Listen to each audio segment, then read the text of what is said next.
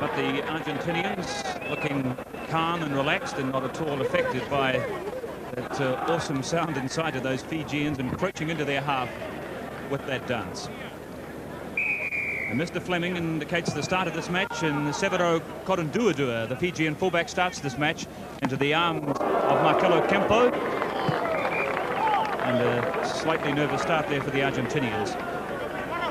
And the key man in this match, undoubtedly, Ugo Porto, the man wearing the number 10 jersey. How much is he going to kick, and how much of the possession that his team will win will he free to his very fast, fleeting backs outside of him? The Fijians caught offside, and a defensive penalty to the Argentinians. Well, the feeling around the Argentinian camp this week is that because they will have a big advantage up front, that we'll probably see a lot of kicking from the boot of Porter, who will be happy to keep this ball ahead of his forwards. Do you go along with that, Thorny? Without doubt, Hugo Porter, as you say, is the key man. That draw they had with the All Blacks a couple of years ago was Hugo Porter 21, the All Blacks 21. He is the key. He will do a lot of kicking. Clean ball from that line out for the Argentinians. Well, they are running it from inside their own half. This is Cuesta Silva on the break. The referee playing advantage to the Fijians from that knock forward from Cuesta Silva, but there was none. Perhaps we should say that Porter will be the general of the Argentinian team, as he always is, and marshal his troops. There's a tight head to Diego Cash, and off the back goes the big man, Gabriel Travaglini. And Porter from 45 metres. But that would be one of the poorer drop goal attempts from the boot of Ugo Porter. And Korunduadua from the far side of the field, a big kick. Because he was outside the far upright. And there's no wind here at Rugby Park this afternoon in front of a crowd probably between about 8,000 and 10,000 people. It's important that the Fijians score early in this game, I believe, to get their tails up. They've had some terrible hidings over the last couple of years in New Zealand. The only victory they've had in the last couple of years was against Wellington the other week. And already they're starting to infringe, which is not going to help their cause. From pushing at the back of the line out, and Mr. Fleming points the finger, I think it was, in fact, at Savai, the other lock forward. In fact, Savai, who played all his rugby here on this ground for Waikato last year, penalised, and a chance for Ugo Porter.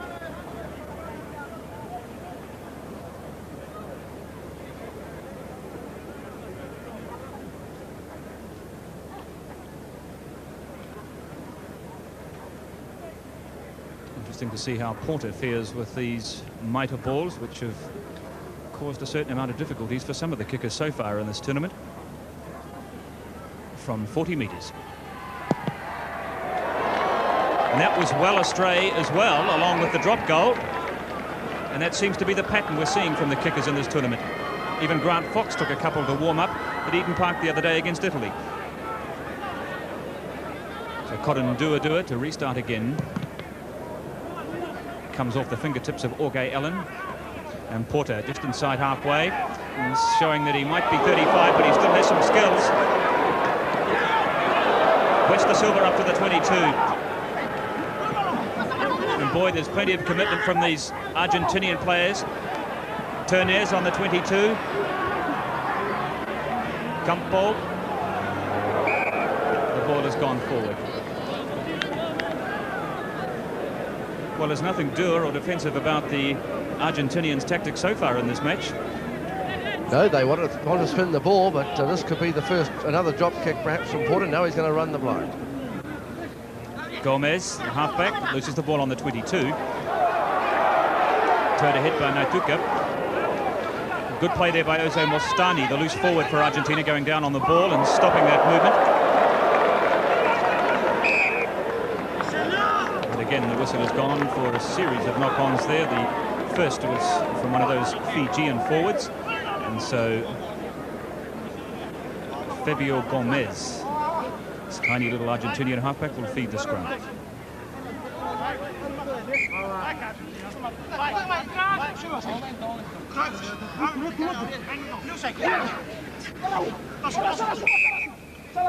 Having problems getting the scrum down. The Argentinians, oddly enough, have come to New Zealand without a recognised hooker in their side. Diego Cash, who's hooking this afternoon, propped against the All Blacks in '85, and their regular hooker in recent years, Kobeli, couldn't recover in time from a knee injury.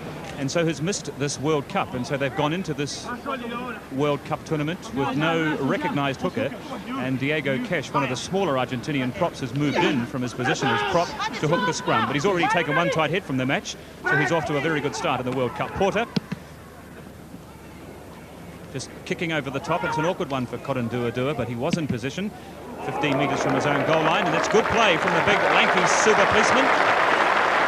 They call this man Super Boots in Fiji, and he really is a national hero in Suva. He came back this year from an injury in 1986 and made a big impression in the South Pacific Championship and nearly carried his side to victory in the match against Canterbury.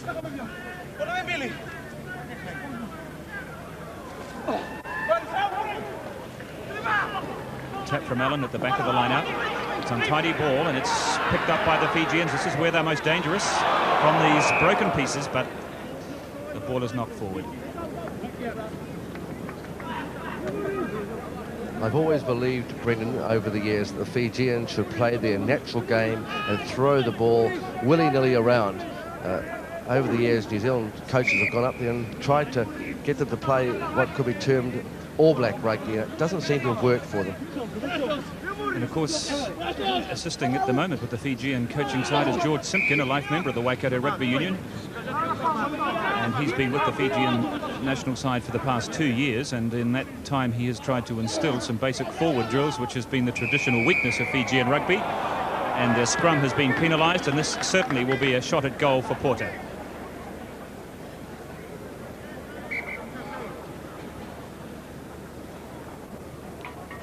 The coaches that have gone over to the Fiji Islands have always said, oh, we've got to get the basic skills right, getting the scrums and line-outs and support for the ball carrier and all that.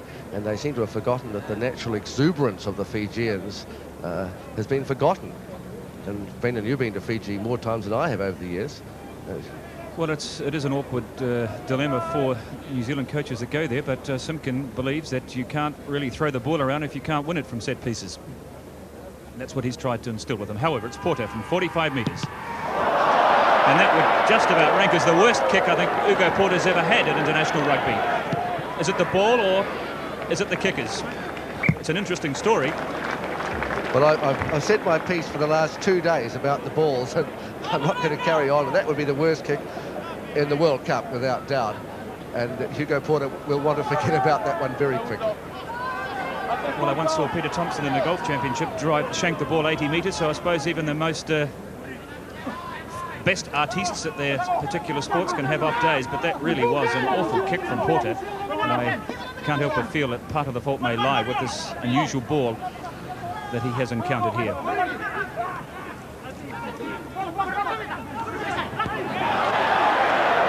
Naituka, the big Fijian prop, leading the charge, and this is Thama, the centre three-quarter, but there's no room for midway 22 and halfway, still inside the Fijian half. And the Fijians receive their first penalty of the match, which has now been in progress 8 minutes. There is a commitment on behalf of the Fijians, without doubt, and here is a super kick from the Super Boot. They call him Super Boot. Now, there's a lot of people laughing around Rugby Park at the moment at the sight of this man deciding to kick for goal, but I can remember the crowd at Athletic Park did that back in 1968 when Pierre Villepreux lined up a kick of similar dimensions. And believe you me, this fellow here, he can kick him from here all right. I've seen him put them over from over 50 metres. Well, I was standing underneath the goalpost in 1968 at Athletic Park when Pierre Villepreux took this kick, and I couldn't believe it, Brendan. Well, this is a kick 9 metres inside the Fijian half. There is no wind, so it's a 59-metre kick.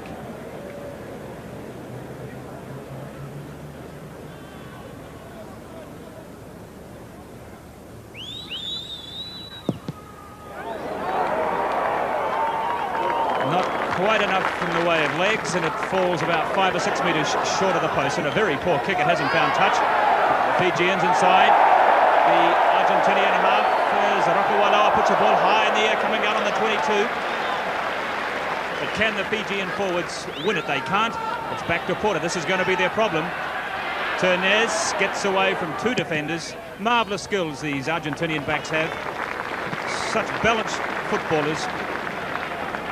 And I think they're going to get a lot of work today to the Argentinian backs if Porter does let the ball out, because they're going to get probably about 65% of the ball. Their scrum is much better than the Fijians.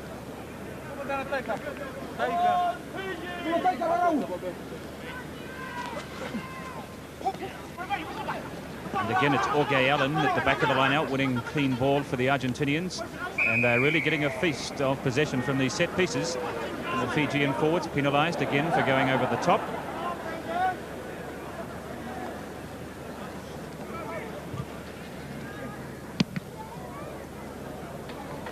And Porter drives the Fijian back to another 30 metres.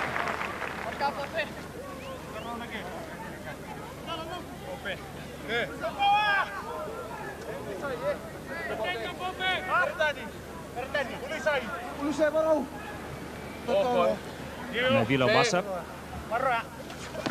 and Sabai going high, short of the line out for Fiji, and it's eventually Namoro that frees it, but it's a rather untidy ball to Korundua.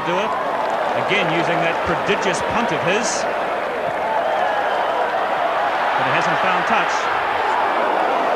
One Lanza back there for Argentina, but into touch on the full, I think, by the look of it.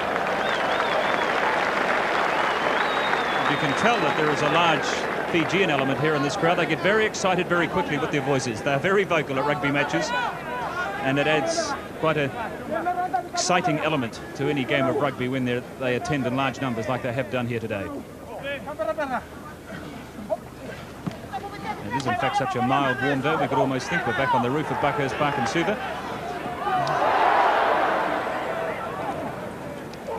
Rokawalawa, Tomasi Thama, buried, however, by Kempo, and the Fijians have been penalised. That very heavy tackle, or the Argentinians penalised, should I say, that very heavy tackle by Kempo, and that's what he's in this side for. Very strong defensive player, and he buried Thama. Now, I'm not altogether sure what Korundua was trying to do there. I think his captain wanted it high in the air, something like that.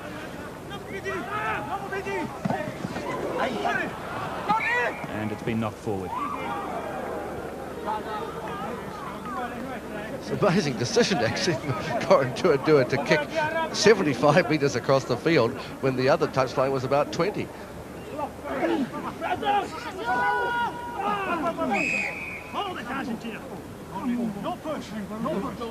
Distinctive Edinburgh brogue of the referee there. But it's Argentina with all the firepower up front. Their scrum is just so much stronger than the Fijians.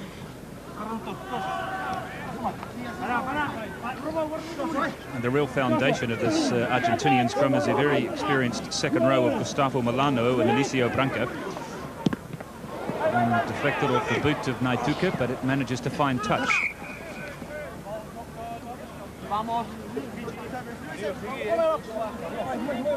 There's Orge Allen, who's winning a lot of ball at the back of the line out for Argentina. And just look at the strength and the power of that Argentinian scrum. That is positively awesome. I think the whole of the Fijian front row had their feet off the ground then. I think they were getting a free lift along. And the match is only 13 minutes old.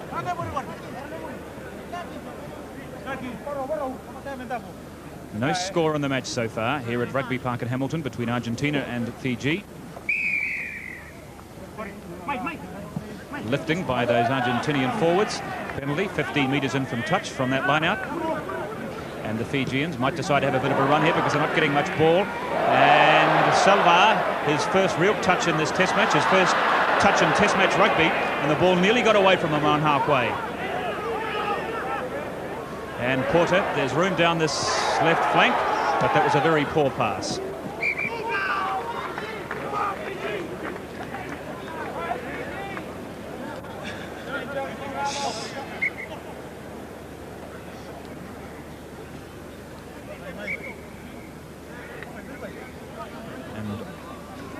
Orge Allen, or George Allen, as I suppose people of an English tongue might call this man. And the surname of this fellow is because he is of English ancestry. In fact, his grandmother, still alive and well, lives in the British Isles, but he is Argentinian by birth.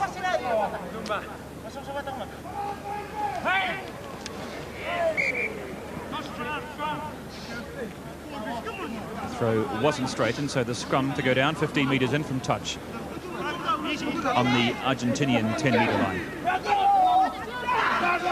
Fabio Gomez.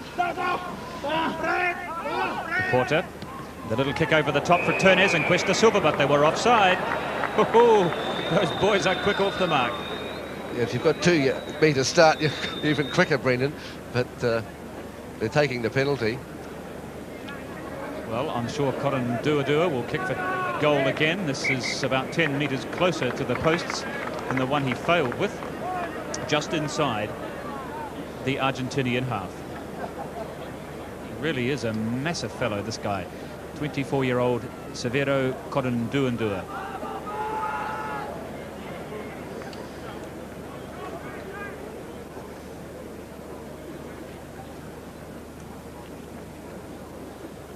This is what the journey looks like from behind the goalposts. He kicked 5 penalties earlier this season for Fiji in the match against Canterbury, which they nearly won. They only went down by 4 points in that high-scoring match, due largely to the power and accuracy of this man's boot.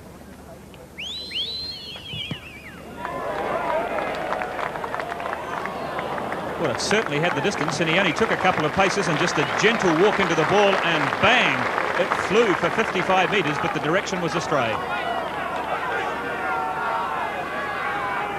And they will be, I suspect, valuable misses for the Fijians, because they're not suggesting they're going to win a lot of possession from this match, and scoring opportunities may not be too frequent.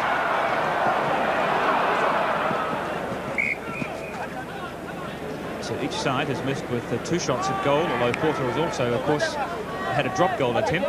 No score in the match after 15 minutes.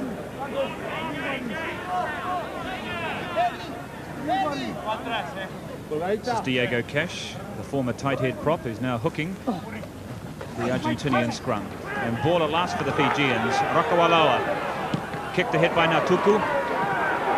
Tavolo and Tama giving chase. Well taken by the young 20-year-old Argentinian fullback Salvar. And away comes Branca, Eliseo Branca to Porter.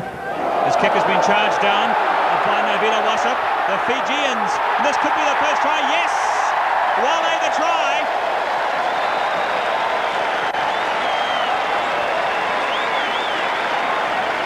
So after 16 minutes of play, and rather against the run of play, an opportunist try was presented to the Fijians, and they took it. And it started really from the charge down, from the kick by Ugo Porter. Now watch Ugo Porter. He didn't get his kick. He stopped, he propped, and the kick was charged down by Wale. It was picked up by their hooker, Naivala Wassa. On hand was Wale, their loose forward. And Pathele Wale went over for the try just a few metres to the left of the upright.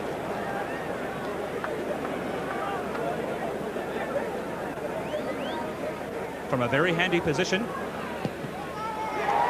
And the Fijians have really rocked the Argentinians. They're ahead by 6-0. The charge down from Porter's kick, and then the hooker. It was Navila Wassa, and then inside to Wale, and Wale did the rest. Good play among the forwards.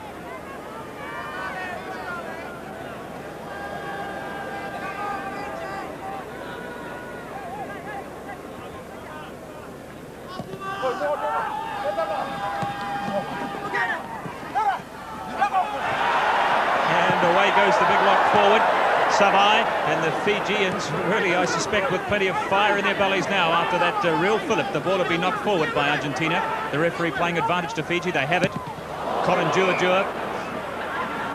His kick had been charged down, but we'll come back for that original knock on.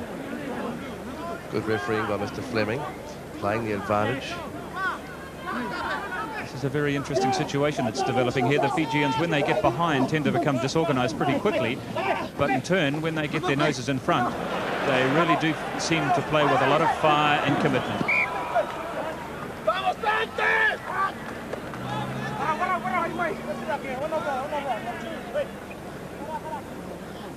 They've got to stop the scrums being set down. They can't infringe knock-ons and things. The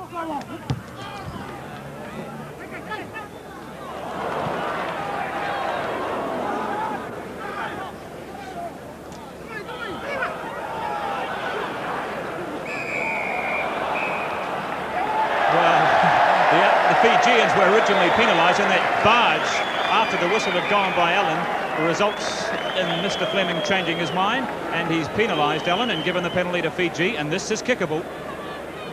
And Hugo Porter not enjoying it at all, having words with the referee.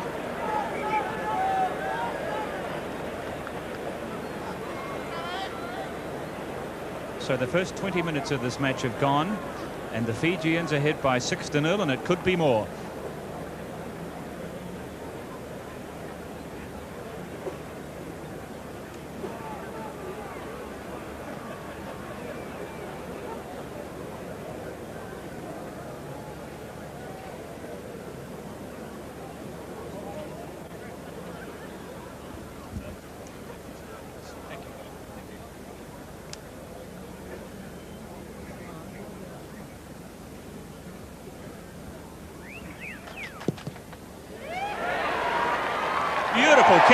Beautiful kick from Koranduadua. That's the thing, you see, it's so casual. Whenever he tries to force, as he did in that bigger kick, he didn't get near it. But there, just nice and easy, 3 or 4 steps, bang.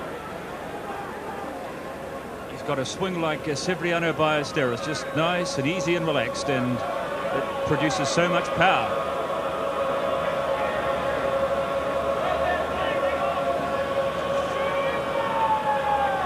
The song we can hear is coming from the voices of the Los Tacos rugby team from the Tucumán province, who are travelling through New Zealand at the moment, and they're sitting in the grandstand and feel it's probably about time they start giving some vocal support to the Argentinians, trailing by 9 points in the first 20 minutes of this match.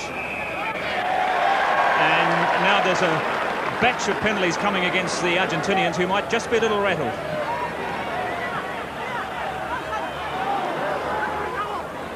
Naituku up to halfway. He's a very big man, 16.5 stone. This live wire hooker of theirs, Naivila Wasa, looks as if he's patterned his play on someone like Hika Reid or someone. He's so quick around the ground. There he is, number 2, the man who was on hand to set up that try. Meanwhile, the Fijian halfback, the Tambolutu, is lying in the middle of the field with an injury. Fijian team are just playing like men possessed, and there's nothing like watching a Fijian side with their tails up. They are an awesome sight, and I just hope that they can just keep playing this sort of rugby. Very bruising sort of stuff if you're on the receiving end of it, but they just love it so much, running with the ball. There wouldn't have been many people that would have picked that score, Brendan, after 23 minutes of play in this game. Well, it's ironic, I suppose, that the last time we saw the Fijians playing a team in blue and white was a couple of weeks ago at Eden Park, where they were beaten by 68 points to 7 by Auckland. But there's been a dramatic transformation in their play since then. In fact, the following week back in Suva, they improved out of sight when they managed to beat Wellington, the national champions from last year.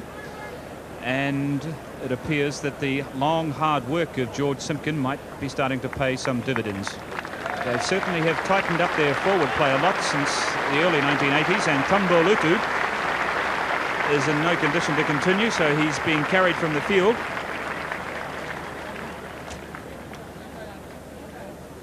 And his World Cup campaign has ended after just 23 minutes.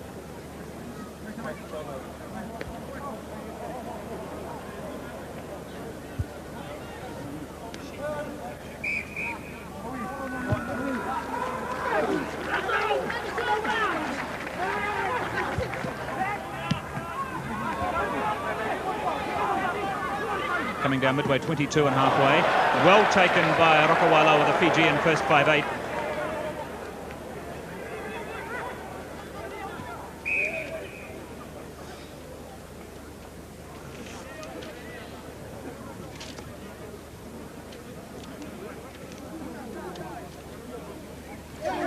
So let's watch this Argentinian scrum now.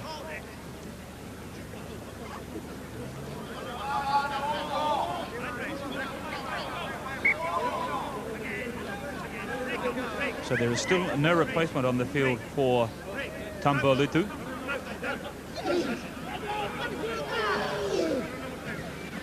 Argentinian backs lined out on both sides, but Porter electing to kick for the corner flag, and his judgment was just marginally astray as it went to the touch on the full. Hasn't been an auspicious start to the World Cup for Hugo Porto. He's missed 3 shots at goal. He's had a kick charge down, and he's kicked probably the worst attempted goal he's had in his international career. And so the replacement for Tumbalutu comes onto the field. This will be Paulo Nawula, wearing number 16, the number 2 halfback in the Fijian World Cup squad. And an experienced player he is too, played for Fiji for many years. And a shocking pass to Porter, but he recovered it well. The long skip pass from Turnez to one Lanza. Lanza having the opposition on, this tiny little 11-stone left winger from Buenos Aires.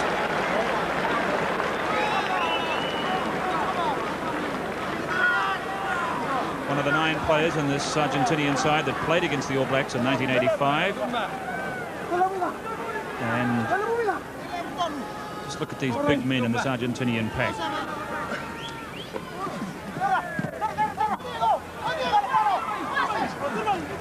And the ball taken off Diego Cash by the Fijian loose forwards. And away goes Nalanga coming in from the right wing up to the 22.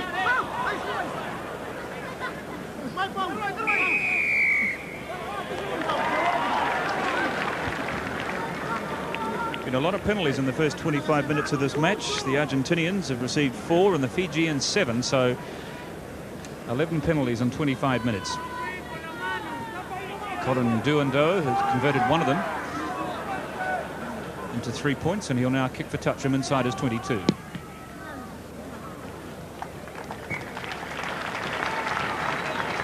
When he returned to the Fijian side at the start of this year in their first match in the South Pacific Championship, when he came on to Buckhurst Park, the national stadium in Suva, the crowd nearly lifted the roof off with applause for the sight of their hero back in the Fijian side after a long and successful battle against injury which carried him through the last season. Missed all of the last season in Fiji, but is back in his very best form in 1987.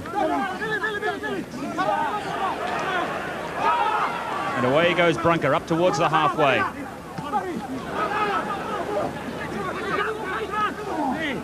And it's there for Gomez. Porter on halfway, decides to have a little run, but he can't get away.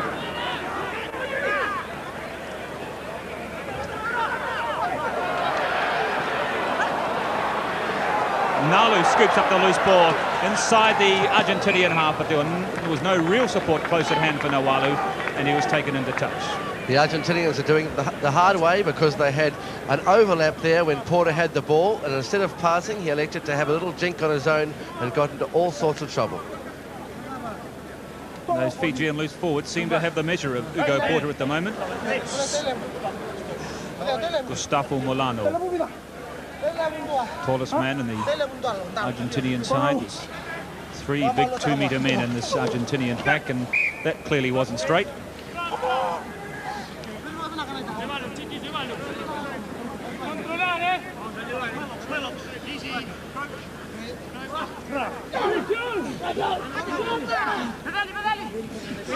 Again, there's only one pack in this scrum. Fijian backs caught offside. Could not keep up with the speed of the Argentinian pack. From the tap penalty, Cuesta Silva to Lanza inside the Fijian 22. Picked up by Nawalu. Good play by Nawalu.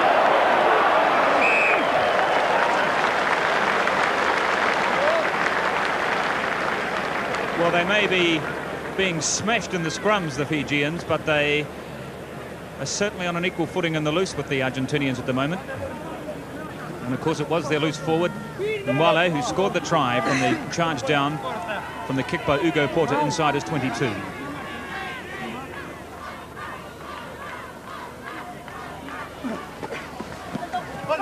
Branco not able to pull it down cleanly on the Fijian 22. And Porter with another drop goal. And again it's out to the right. So that's 2 drop goals and 2 penalty attempts that Porter has had, and none of them have gone between the uprights yet. but I think that the Argentinians are playing it the wrong way. They should be spinning the ball. They're getting so much ball, and they've got good backs. Why don't they try and spin it? Salvat, the fullback, on halfway. He can go either way, and there's a very late charge on Salvat, who has been laid out flat by John Sande, the Fijian number 8, and I think Mr. Fleming picked it up. He's picked up the offside. The late tackle he didn't see, and No, that's right. That's extraordinary. This could rattle the Argentinians, these sort of decisions.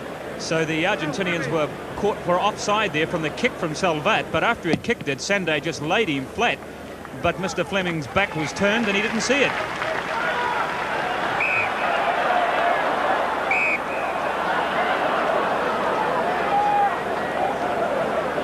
Well, this is almost a reminiscent of the match at Eden Park yesterday, where the Romanians went in as the hot favourites and they played fairly awful rugby for the first 70 minutes, and then in 10 magic moments they won the match. Maybe the Argentinians might take the same length of time to settle down. I have that sort of feeling myself, actually.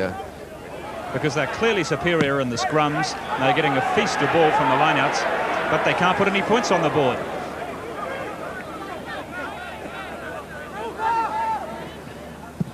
Gomez with the Fijian backs spread all around the place there. I thought he might have run it, he didn't. Tavola went back. Tavola.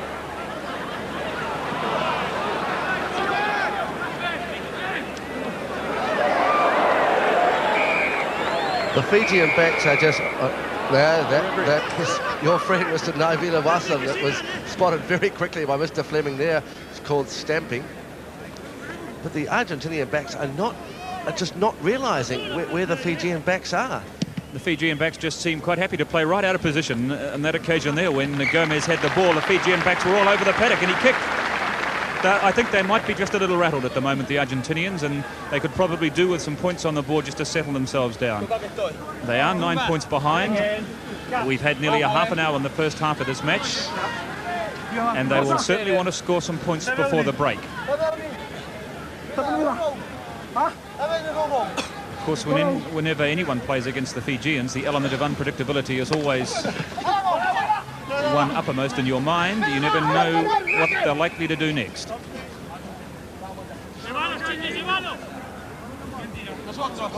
But really, there hasn't been much in the way of unpredictability about the Fijian rugby so far in this match. They haven't had a lot of ball, and the try that they did score came from broken play after Porter's kick was charged down.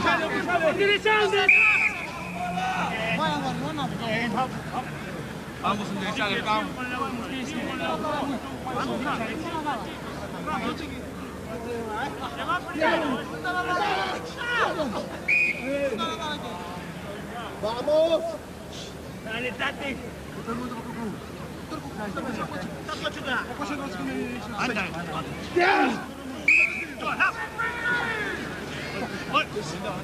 want you to go down nice and gentle. Oh, gentle now.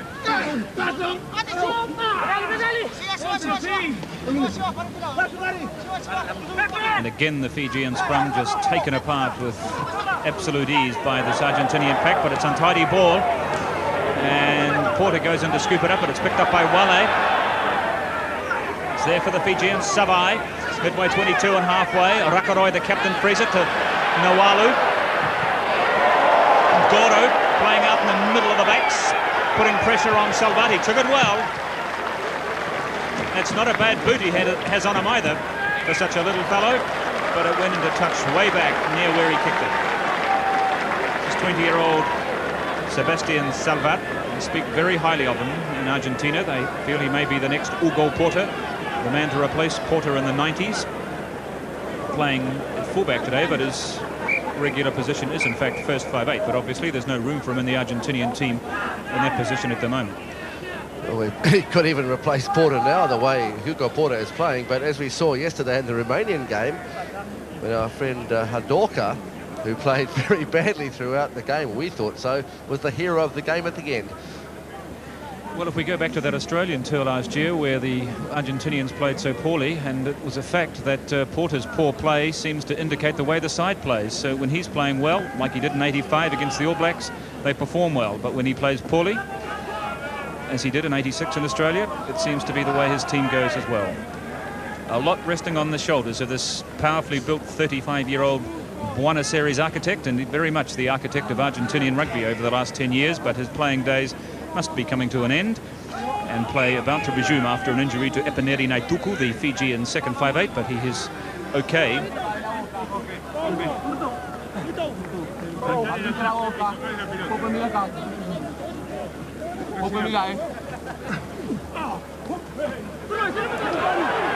And again the Fijians coming away with it, charging at the Argentinians on the 22, but the ball has gone free, but they've won it again. Rakawalua, Korunduadua up from fullback, but he couldn't hang on to it. And Temper's getting a little frayed, and right in the middle of it all is Mr. Sabai, number 5. And I'm sure Mr. Fleming is aware of Iliati Sabai's international reputation, and he's calling him over. Now, this is the man that was sent off in Newport, I think it was, in 1985 on the Fijian tour of Wales. He got into a lot of trouble with the Australian referees in Australia also in 1985, and Mr. Fleming has a word with him here.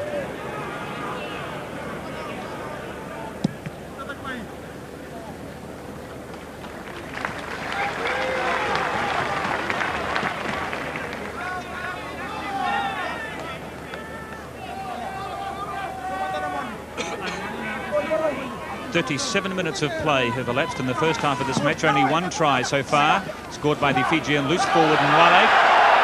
And again away goes Nawalasa, the big Fijian hooker who's having a marvellous game.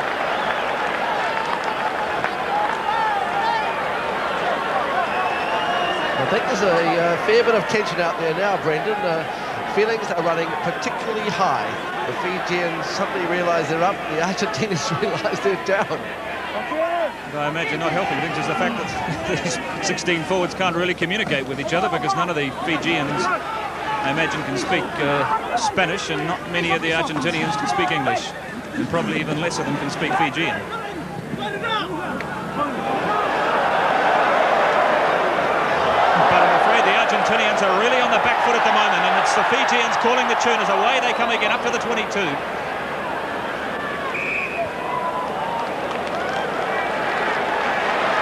That time it caught Mr. Fleming unaware. He should have played the advantage, and it came out Fiji's way. But I haven't seen Fiji play like this for many years, Brendan. But if the Argentinians will persist in playing it close to the forwards, because they think they've got a tremendous advantage there, but the Fijians are sort of fringing, if that's the word to use, and then knocking over those moves. Yes, they are a very unpredictable side. I think the last time we saw them in a test match probably was at Buckhurst Park in Suva in 1984, when the All Blacks took them apart by 45 points to 0 or something.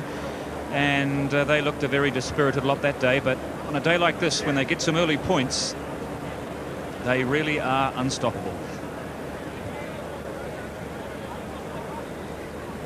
And this seems to be the pattern that's emerging from this World Cup, is that a lot of these underdogs, the less fancy teams, are playing above themselves. We saw a spirited performance from the Englishmen yesterday, the Scots against the Frenchmen, and now the Fijians against the Argentinians, not to mention, of course, the Zimbabweans against the Romanians yesterday. There's something about the World Cup that inspires the underdogs and perhaps frightens the favourites. I knew you were going to mention the Zimbabweans against the Romanians, and my prediction, it will haunt me for the rest of the World Cup, predicting that the Romanians would thrash the Zimbabweans. Oh, just look at that power. Oh.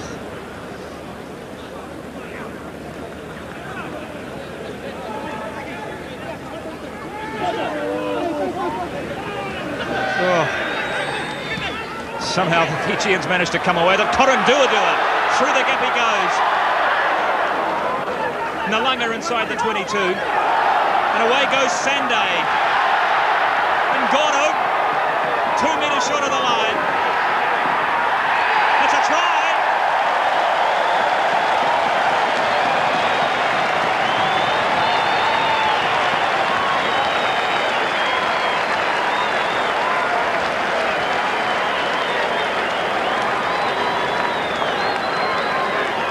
Well, it was a magnificent surge started by John Sande. The support came in the form of Ngoro, brought down just a couple of metres short of the line.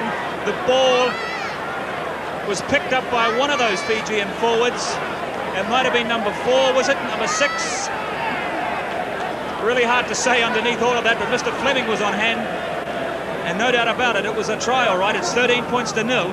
What commitment on behalf of the Fijians. You've never seen a side going in. The Ngoro going there. Now watch the way that when he gets tackled, they're all over the top looking for that ball. And who is it? Well, they're probably going to take it as a team try. It could have been Natuku, actually, that scored it, Brendan. 13 points to 0. What a boil over here at Rugby Park in Hamilton with the kick to come.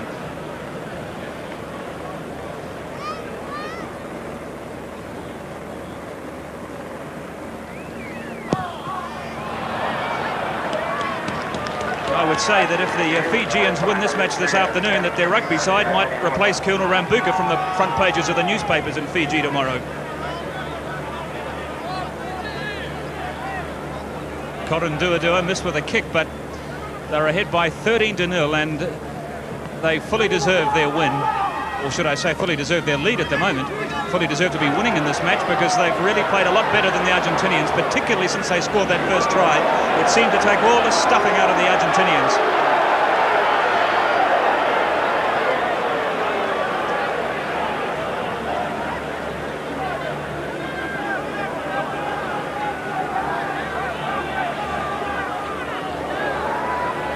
So away come the Argentinians on halfway. Ternez, Cuesta Silva outside of him. Beautiful play from Gomez. Somehow he manages to pluck the ball out of the air again. The whistle had gone. I just can't believe this is the side we saw taken apart by 68 points to 7 at Eden Park earlier this month by a New Zealand provincial side. The Argentinians can't believe it either, I can tell you, Brendan. They are starting to shake a bit and looking at the man and not the ball.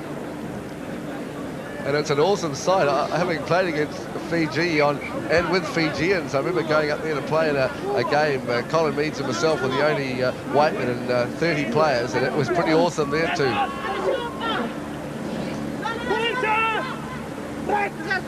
And even the Argentinian scrum isn't quite as impressive as it was earlier in the match. In fact, the Fijians have won it. They can't do anything wrong at the moment.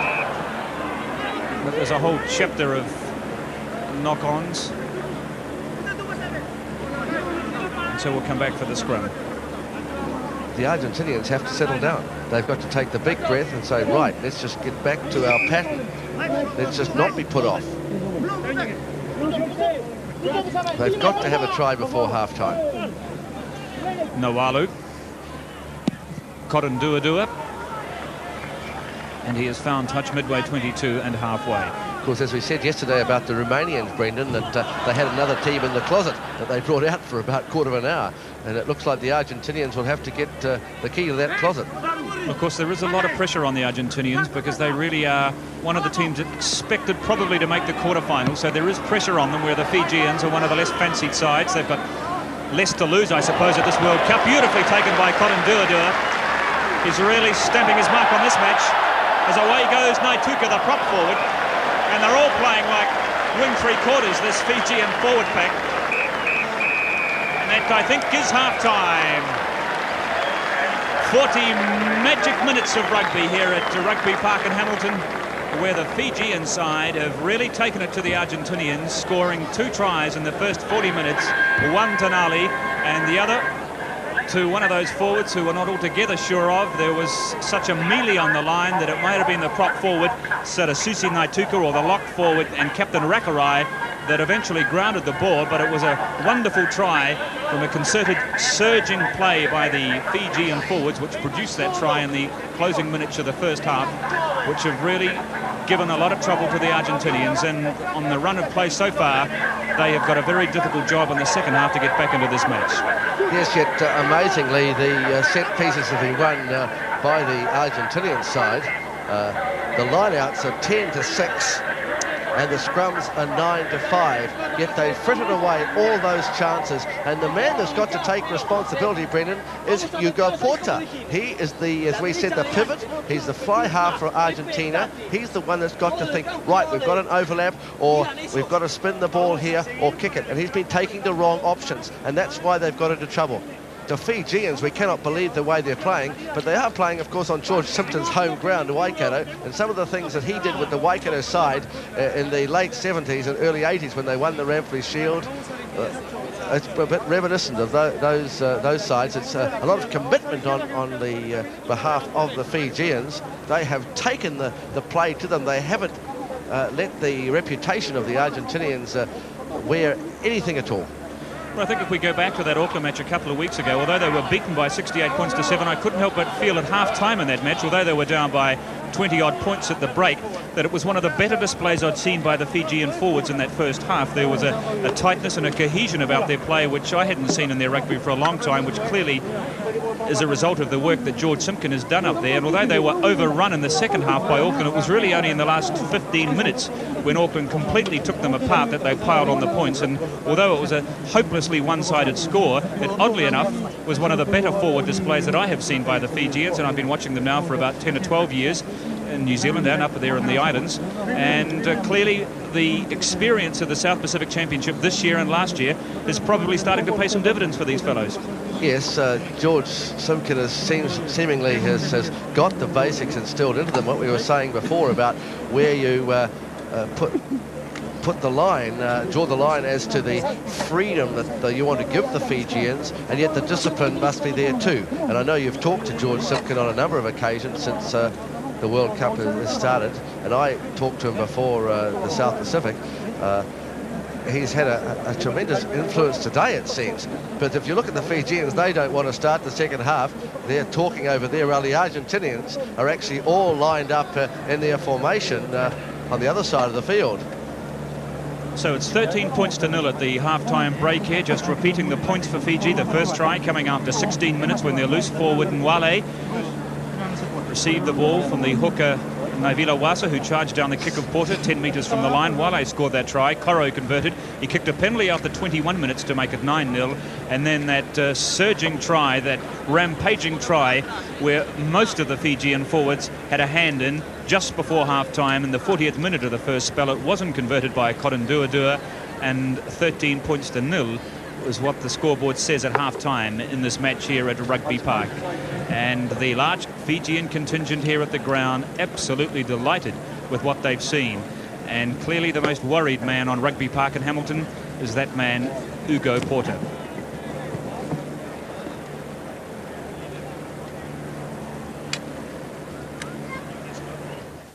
Rugby World Cup action continues with live coverage presented in association with National Mutual.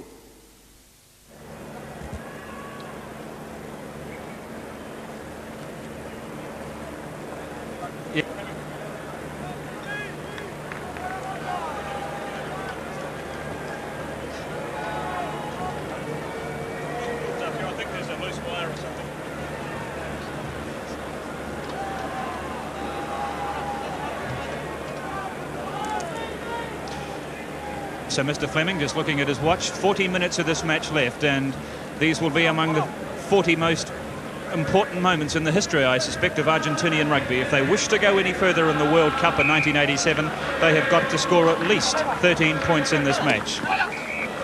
And the ball didn't travel 10 metres in the opinion of Mr. Fleming, and Travaglini got his hands on it just as the ball, I think, was about to hit the 10-metre line.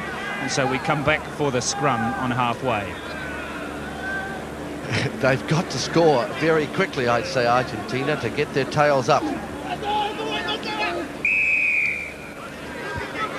Under his own hooker's feet, Dombo Lutu. So it's a free kick to the Pumas, taken quickly by Gomez.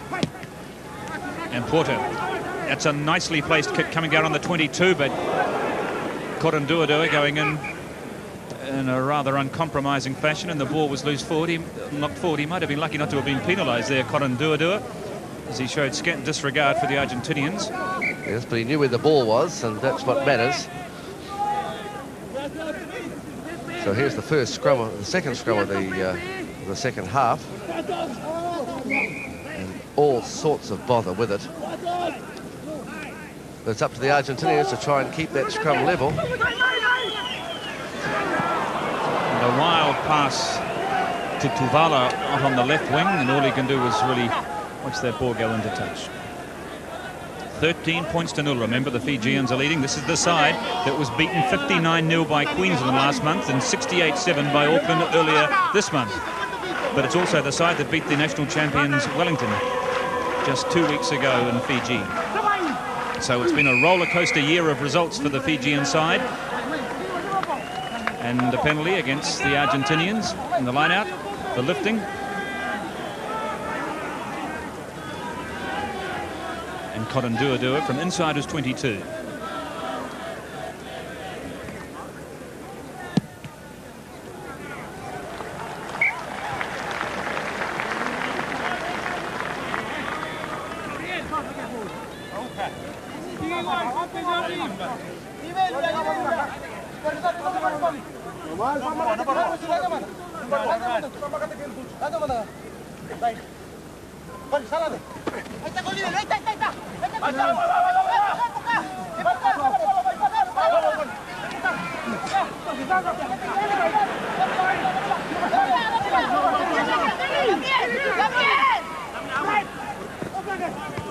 So from inside the Argentinian half, it's Jorge Allen crashing back into the forwards.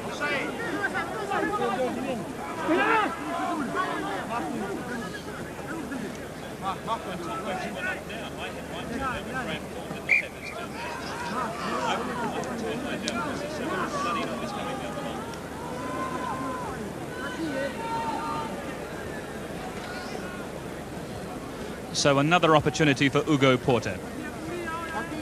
This is the longest kick at goal that he's had. He hasn't been successful with any so far today. 2 drop goals and 2 penalties from relatively handy positions have gone astray.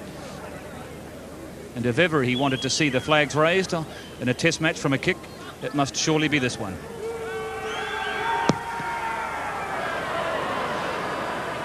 But he just hasn't got his kicking boots on today by the look of it. And Cotton Duadua just boots the ball as hard as those big thighs and boots of his can muster, and he kicks it down inside the 22.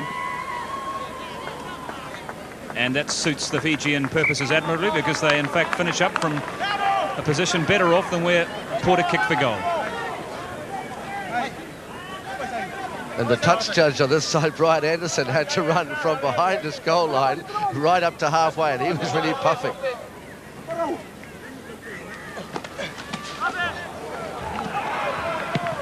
Rakawailoa, and the sun has appeared again at Rugby Park, making things even more difficult for the Argentinians in the second half, looking into the sun.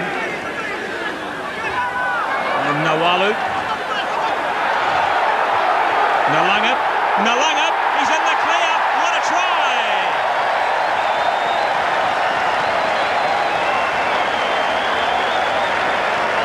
The way these fellows are playing, they could probably take on the world and win today. It's 17 points to 0.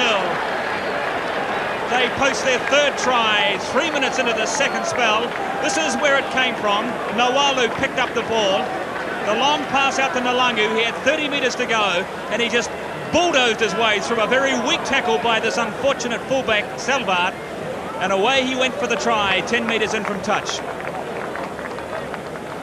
Kavakini Nalanga, the 22-year-old from Nadronga, it started from the kick. And this is where Porel Salve got in all sorts of bother. I'd say really that Natuku wasn't really a legal charge there, but watch the way that Nalanga, who didn't have that much room to work in, but the way again, he just ran past Gomez, he didn't want to tackle him, and that is a very good try.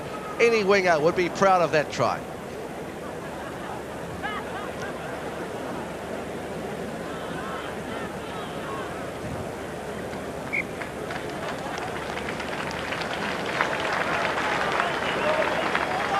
Well, the Fijians haven't had much to celebrate over the last 10 days, I suppose, with all the problems they've been having back in their homeland, but they've got plenty to celebrate here at the moment. But there is still the best part of 30 minutes of this match to go, and Cotton Duadua has been replaced as the goal kicker, and Ilia Rakawailoa the first 5'8". playing only in his second match for Fiji. Thank you, he says, and that's another nail in the Argentinian coffin, and it's looking more and more like a coffin that's going to leave this field this afternoon in blue and white. 19 points to nil, the Fijians ahead. This is a real boil-over. Interesting that giving the kick to Rokawailoa, because he's a left footer. It's the right-hand side of the field, and so this is perfect to have a team that has a right and left footed kicker.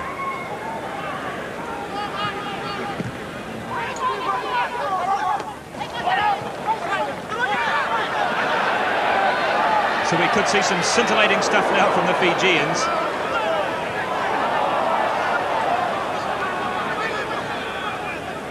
I don't think there's any question about it that they won't close up the match because they're 19 points ahead. Westa Silva just manages to keep hold of it. Cash, Gomez, Travaglini, and little Juan Lanza makes his way inside the 22. The ball goes into touch.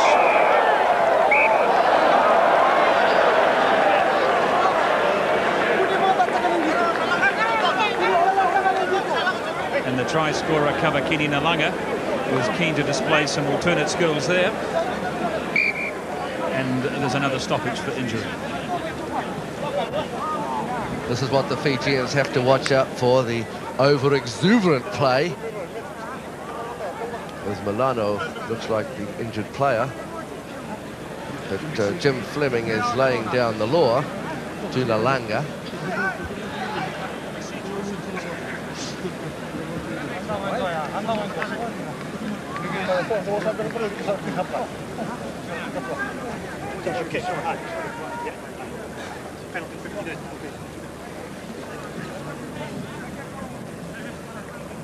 The Argentinians certainly wouldn't want to lose the services of this man, Gustavo Milano, probably the outstanding forward in that 1985 Argentinian pack against the All Blacks.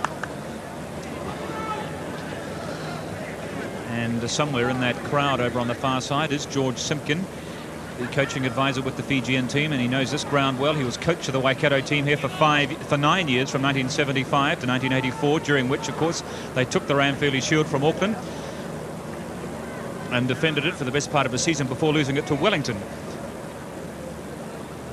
I think the referee is going to penalise Fiji. Yes, he is. And it's 15 metres in. And I think that penalty may have been against Kavakini Nalanga, the Fijian winger, number 14, the try scorer, for some vigorous physical play. So Porter again. And because the play would restart with a line-out, and all penalties from line-outs are 15 metres in, that's why the kick is being taken by Porter out there.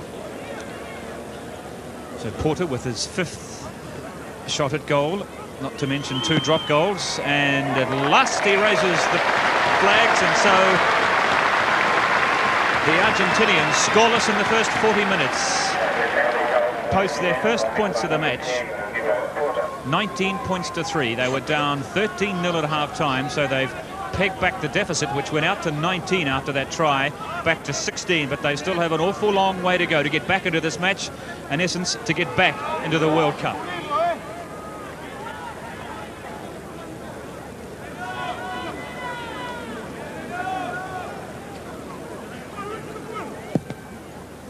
So we've had 9 minutes of play in the second half of this match here at Rugby Park in Hamilton.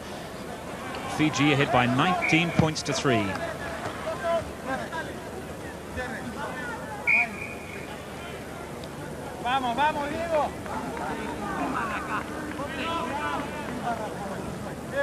And another stoppage for injury. This time it's again Milano, who was injured just a few minutes ago, and it looks like he is going to leave the field. Well, there's just no end of problems for the Argentinians this afternoon. Porter can't get his goal kicking working. There's just no real cohesion about the Argentinian play at all. Their backs have hardly fired, and now their key line-out jumper Milano looks like he's going to leave the field. Well, he has left the field for the time being. There is no sign of a replacement yet, but I don't think Milano will take much further part in this match. Rokawailoa, that's a fairly good boot he's put underneath, and Salvat takes it on the 22. He took it well. It's had a tremendous baptism under fire as our friend Salve. He hasn't given anything away though, Brendan. He stood there like a ratio defending the bridge. But now it's Fijian ball. Let's see what they can do now. If the Argentinians don't watch out, they've got the free kick. It looked like Tambolutu put the ball under his own hooker's feet.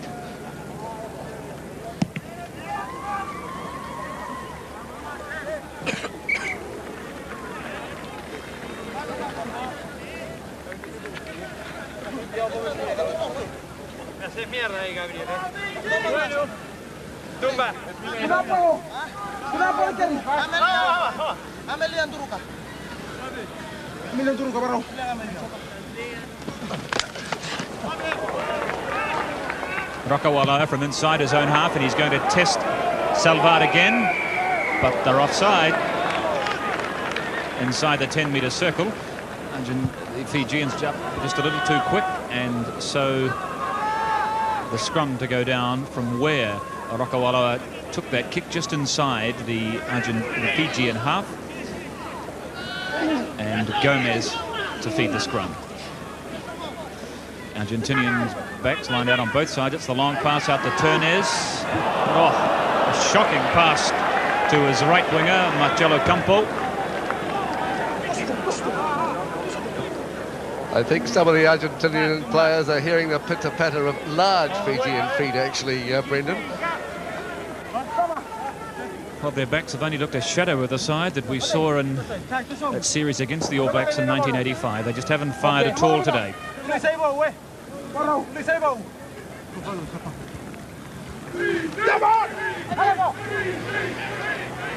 see what they can do this time. On halfway, Ternez, Cuesta Silva, Salvat up from fullback. Nice play from Salvat. But Lancer can't get any further than the 22. Mr. Fleming, the referee, on hand very quickly there. You can see perhaps something might explode.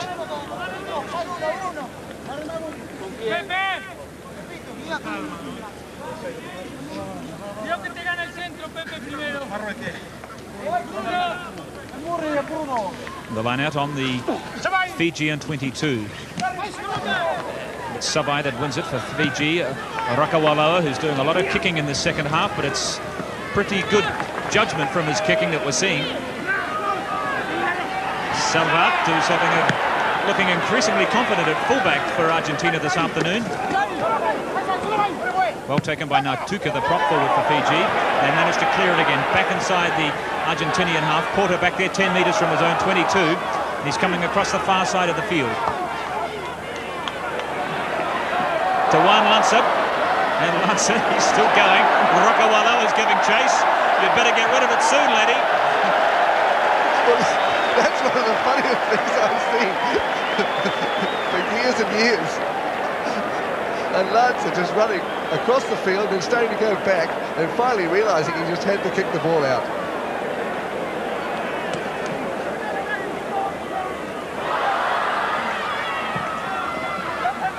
There is a replacement on the field for Gustavo Milano, number 19, Alejandro Chiavio.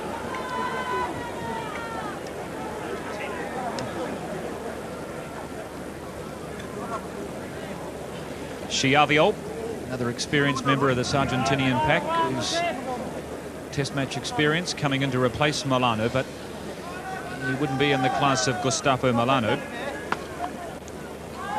It'd be interesting to see just how well the Argentinians fare in the lineouts now that they have lost Milano.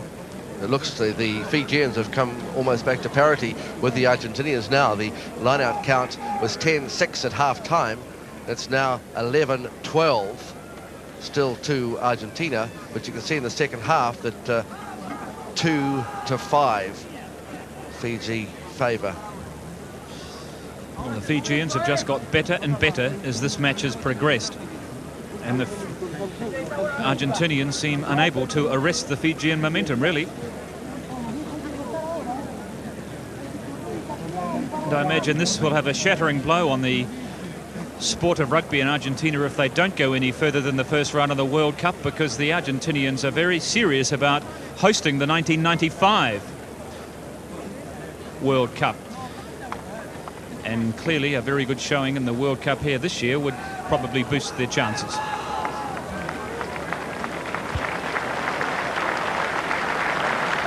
So another replacement. I think that's, what, the third one we've had in the match so far, or is it the fourth one? It's a second and final replacement that the Fijians can make. Number 21, Vunivalu. Looks as if he's about to come on.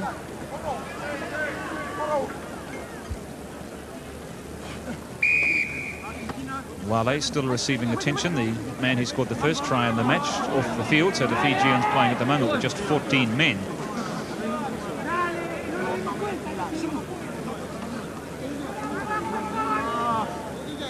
Cotton Dua from inside his own half.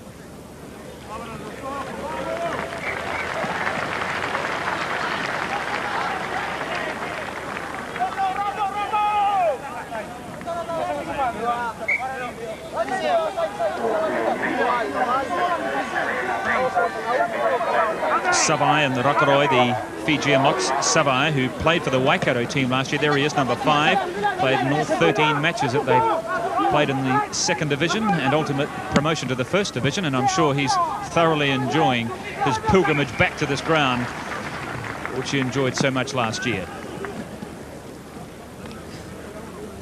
There's some very close links here between the Fijian team and this province and this ground, with George Simpkin and his time at the helm of the Waikato Rugby Union, and of course Savai, the lock forward who played, as I said, his rugby here last year.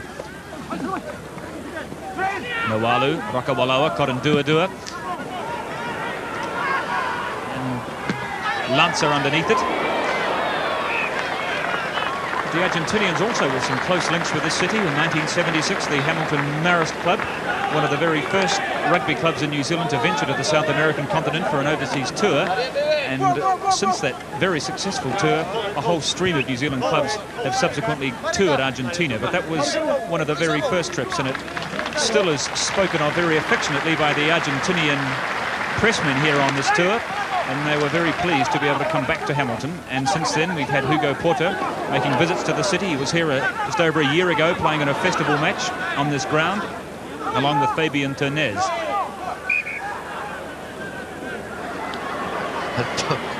Poor old Gomez there knocked the ball on when it was coming out his side, well controlled by Argentina. Well, it's been a happy week for the Argentinians up till now. It is turning into a rather unhappy day, but there's still the best part of 22 minutes of this match remaining. But it's the Fijians on the break again. And the referee... Only marginally late, but the referee said it was late. They've got a choice of penalties, either where he kicked the ball, where Tavula, I think it was, kicked the ball, or where it landed. And they're taking it back to where he kicked the ball to widen the angle.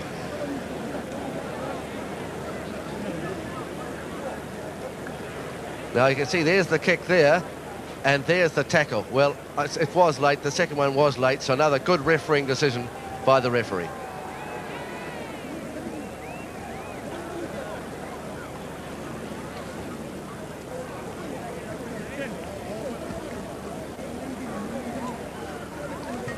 .23 minutes of the match remaining here at Rugby Park, and time starting to run out for the Argentinians, who really don't seem to be able to lift their play much. They still haven't scored a try in this match. Their only points, that solitary penalty from Hugo Porter earlier on in this second half. And now with Cotton Dua about to kick for goal, we may well see the margin widened again to 19 points. This is a fairly handy angle for Cotton Dua. It's a good 15 metres in from touch and about 10 metres outside the 22. And still not a breath of wind, and the ball dry and the ground hard, so perfect kicking conditions.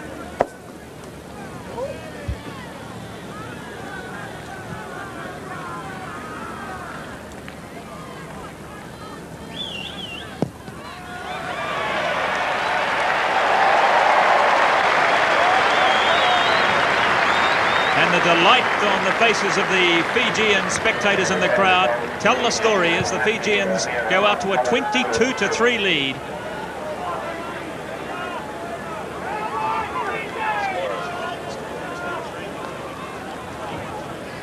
It's 22 points to 3. With about 22 minutes of the match remaining. So it's almost 1 point a minute stuff now for the Argentinians if they want to get back into this match and take anything from it. Porter, Turnez looking for some support. Salvat up from fullback, he left it behind. Tuvula went in looking for it, just outside the Fijian 22. They're definitely watching the man coming at them and not the ball, the Argentinians. And they seem to want to reduce the number of men in their back line by doing scissors and things instead of saying, right, we'll just put men out there and try for the overlap. The Argentinian scrum still working pretty well as Rakawaloa gets his kick into touch. Well, of course, these two teams are the All Blacks' next two opponents in pool play. I'm sure they will be most interested spectators looking at this match this afternoon. And if the Argentinians lose today, really their only hope now of getting, I would imagine, through to the next round is they will have to beat the All Blacks. Assuming that they can also beat Italy. And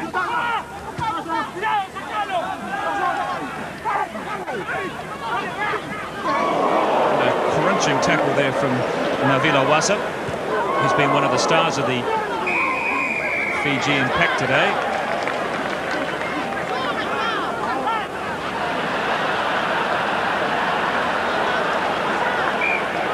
Crunching tackle from Navila Wasa.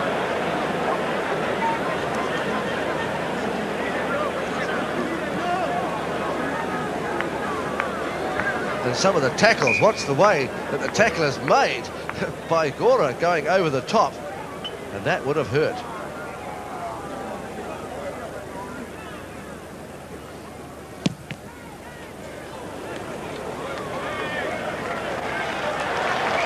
And another huge kick from Severo Koranduadua from well inside his own half and brings play down to inside the Argentinian 22.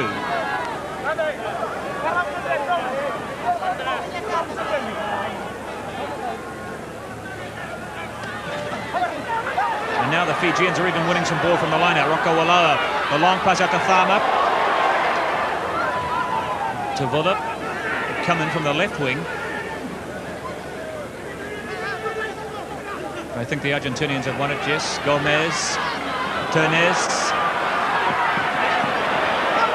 Campo having a little dab down that right wing, but he can't get very far, and the defence quickly bottles him up. Campo ran out of support there. The Argentinian side are just not supporting the ball carrier at all. He was isolated then. And he didn't look very happy about it either. Rakawaloa, who's kicking the ball virtually every time he gets it now, but he's kicking very well indeed. But it was well taken once again by Salvat, who's having a much better second half than he did first half. So it's an interesting duel here between Rakawaloa, the Fijian first 5'8", and Salvat, the Argentinian fullback, who've been testing each other in the second half, and the score is about even, I would say. Some very good tactical kicking from Rakawaloa, but he hasn't found the little fullback wanting too much. He's been tremendous, Brendan. Salvat, very, very courageous. And that one there, that high up and under, he didn't flinch when he took it. Also been most impressed, however, by this Fijian first 5'8", Ilia Rakawaloa, who was brought into the Fijian side after the debacle at Eden Park 2 weeks ago.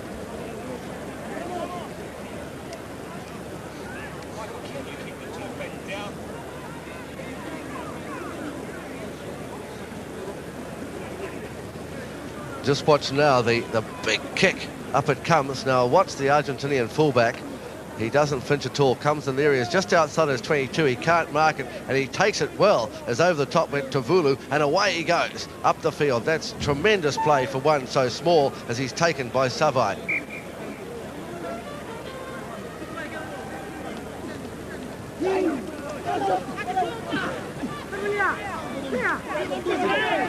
Porter. Cuesta Silva. Cotton Duadua just ambles in, so relaxed, but he took it well, but the tackle was pretty tough on him as well. Argentinians with possession. Travaglini inside the Fijian half, the Fijian forwards coming away with it. Rakawaloa, Thama, Naituka, and Nawalu, the halfback, looking for some support. There are plenty of white jerseys there. This is where the Fijians are often most lethal. Here goes Nalanga again. Cotton Duadua is up from fullback. They're all in it at the moment. Savai's having a bit of a run. Great stuff from the Fijians. Rakarai, the lock forward, and the captain picks it up, and away they go again. The long pass out to Tavula. He's only got the fullback to beat. Any support for him? Oh, the movement dies a metre short of the corner flag. Where was the support for Tavula? What a brilliant movement, though. It swept 50 or 60 metres. Can you remember where that started, Graham Thorne? Right back on the 10-metre line for Fiji. When suddenly the Fijians got the ball, when the Argentinians looked as if they had it completely in control. And it is just the passing like that we remember the great days of Fijian rugby, going back now for 30 years.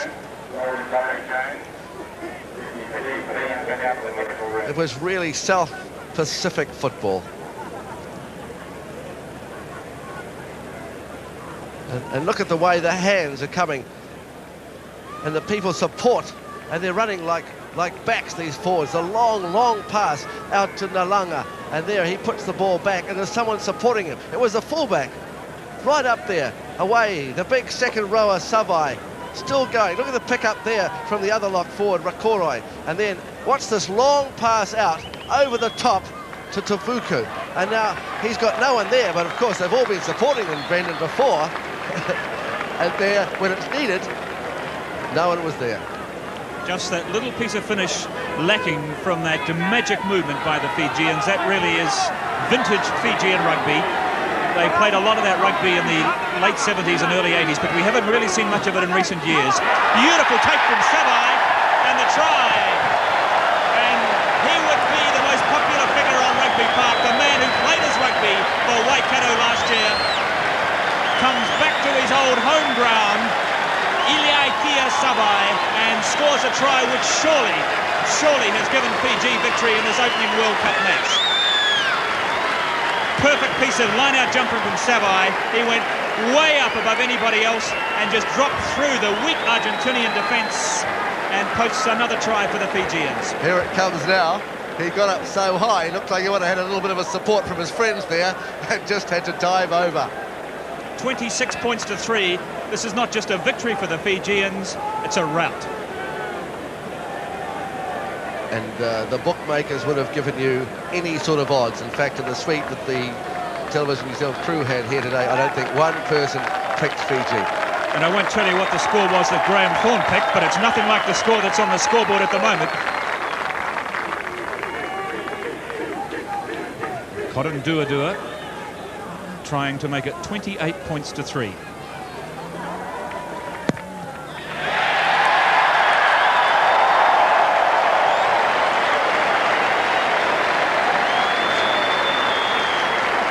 There's just no stopping these Fijians now. A couple of years ago, I coined a term called when you're hot, when you're not, you're not. Well, the Fijians are hot today. And look at that try. What a great leap by Savai. Well, what a marvellous weekend it has been for this World Cup rugby tournament. We saw some wonderful rugby yesterday, up and down New Zealand and Australia. And the pattern has continued today with what clearly is the first major boil-over, the first major upset in this World Cup.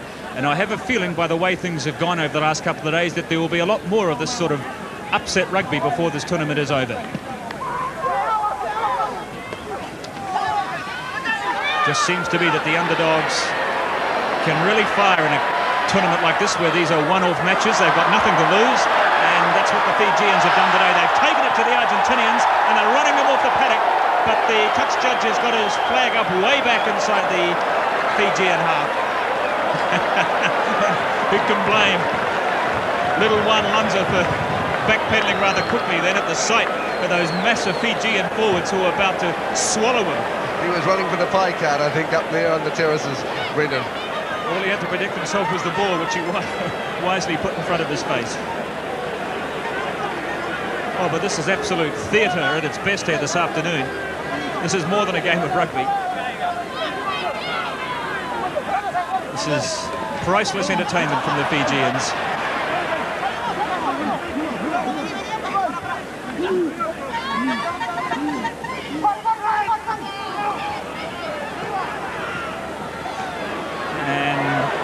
Cuesta Silva trying to salvage something here for the Argentinians, but they look down and out at the moment with about 15 minutes of the match to go. Down by 26 points to 3. Porter, Turnez, Salvat, and Pedro, and Lanza leaves it behind. Juan Lanza couldn't keep the ball from slipping out of his hands when the try line begged just 10 metres away.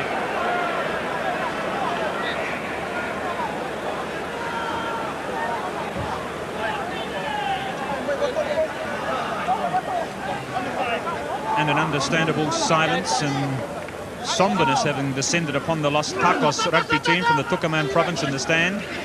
Won't be a day they will remember for very long at all. And this really is the first time in the second half that the Argentinians have been so close to the Fijian line. And a hand, I think, in that ruck has resulted in a penalty to the Argentinians, and I don't think they will bother about kicking for goal. For two reasons. One, Porter just doesn't seem to be able to kick particularly well today, and secondly, they need tries, I would imagine. There's big gaps out to the right for Argentina and Fiji. It looks, no, they want the scrum. The Argentinians have said they want the scrum and not the penalty, of which they can do that. Well, it's understandable, I suppose, because they're completely monopolising these scrums, and probably they're going for the pushover. Travaglini, the man at the back, but they just couldn't control the drive long enough, and the whistle had gone. But it will be the Argentinian feed again, a metre short of the line. 26-3 the Fijians lead. Marvellous afternoon of rugby. And already this World Cup has been an outstanding success inside 3 days. Travaglini goes over. Knock on and goal, 22. Knock on and goal. And that's the story of Argentina today. Well, Mr. Fleming called that a little better than Mr. Lawrence did with David Campisi yesterday. He was right on the spot and saw the ball knocked forward, and so the Fijians have come away from the 22, and Salva tidies it up for the Argentinians, and the Fijians contemplating a quick throw-in. So nothing can go right for the Argentinians in this match. Porter, who has missed 5 shots at goal, not to mention 2 drop goals, and that best try-scoring opportunity they've had in the match frittered away after Travaglini lost the ball forward. There's a player in the middle of the field at the moment. There's a Fijian player down inside his own half, out to the left of the picture there. It's Cotton Georgia, or is he just having an afternoon rest? I don't think so. But he doesn't seem to be interested in obtaining any medical attention. No one seems to be interested in him either, actually, Brenton.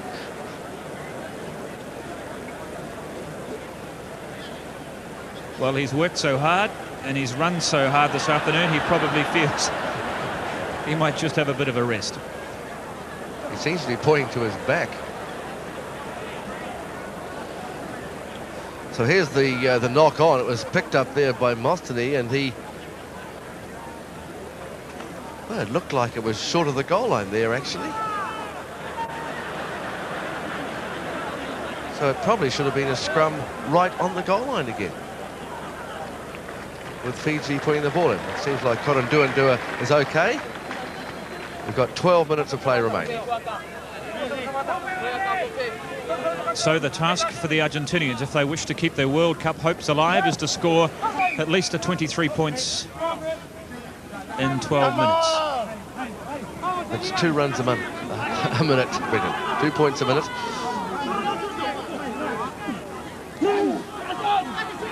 28 points to 3. The Fijians are ahead by. Mustn't forget the conversion of Cotton Duandua. As away goes Mostany, one of the 3 new caps on the Argentinian side this afternoon. Chiavio carries it forward, lost it forward. The referee playing advantage to Fiji. And out to Nalanga on the right wing, outside his 22. He's got Cotton Duandua with him. but he ran too far with the ball.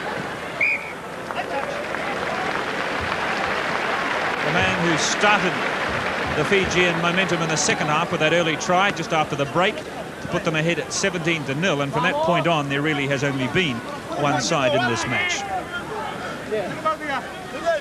This shaping up as the greatest day in the history of Fijian rugby.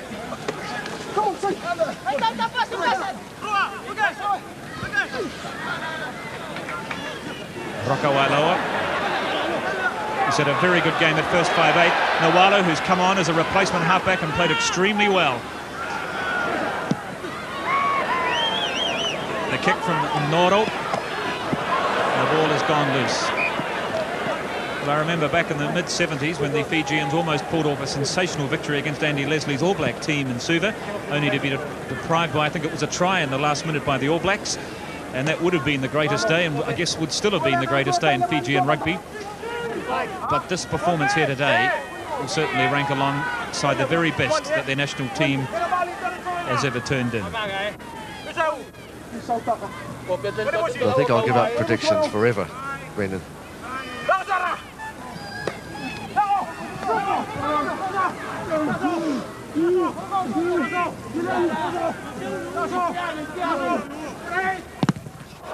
And the kick charged down by Arakarai, but offside. It was offside, and so the Argentinians receive a defensive penalty.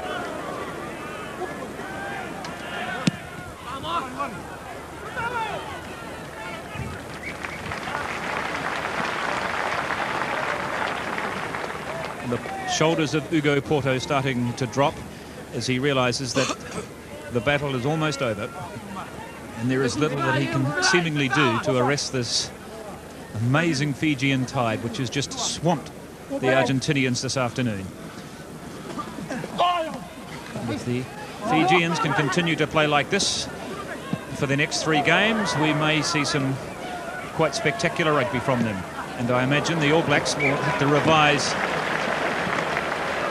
their thoughts and observations about this Fijian side, because they really have emerged as a very strong team on the basis of this performance. Naituku, Sarusi Natuku, the prop forward, is lying on the ground near halfway. It's very hard to know how you actually contain a side like the Fijians when they're in this sort of mood. Be very interested to see what Brian Lahore and the All Blacks do come up with if the Fijians are able to play like this. You've got to keep the ball, control the ball. This is what the Argentinians haven't done. They haven't controlled the ball when they've got it. They've got scrums and line-out ascendancy, but they just haven't controlled it. The Fijians have shown that they can live quite comfortably off scraps. Rokalai, a suggestion of a knock forward there, but the referee has allowed play to continue out in front of the Fijian post on the 22.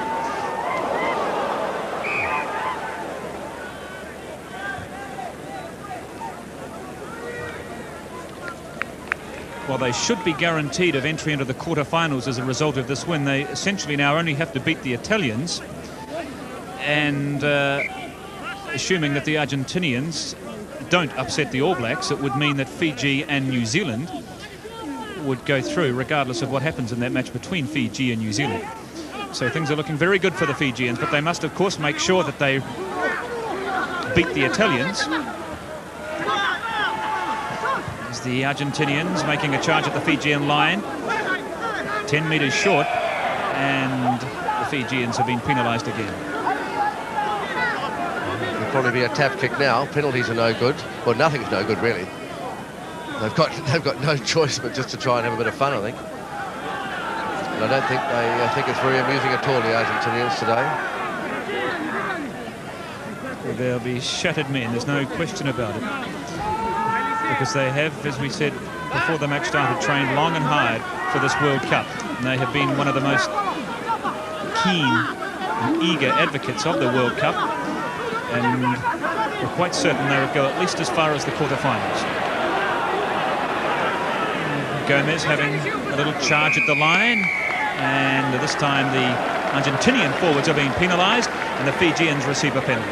Well, I think that says it all, Brendan, that Gomez once again had a wee dab when he had 4 backs outside him to the left, and he took it back to the forwards. They're obsessed with the forwards, yet the Fijians enjoy having the ball taken back to their big forwards who are tackling well, and they get the penalty. And once again, Koronduadua is going to kick for the longest touchline. And he hasn't managed to find it this time. One of the few mistakes that Koronduadua has made at fullback for the Fiji this afternoon. Has little Juan Lanza having a run. He's made 30 metres. Oh, beautiful take from Lanza.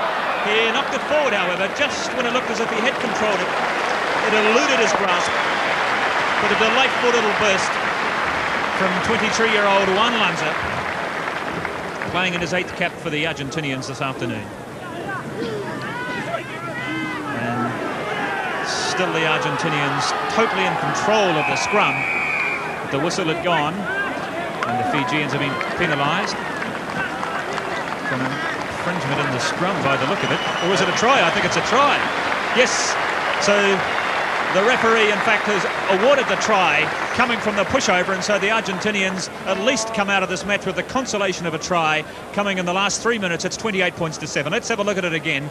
From the sheer awesome power of the scrum, they just disintegrated the Fijian pack, and of course once the ball got over the goal line, it was just a matter of who could dive on it first. And again, I'm afraid we're unable to really tell you from this angle who it was that scored that try. Perhaps our end-on camera may give us a better indication. 28 points to 9. Here comes the push from the Argentinians. They just took the tight head so easily. And there, dived on the ball. Well, you wouldn't know who it was that scored the try. Perhaps we give it to the whole forward pack. So the Argentinians now trailing by just 19 points, but the try really has come too late. We're into the last 3 or 4 minutes of the match.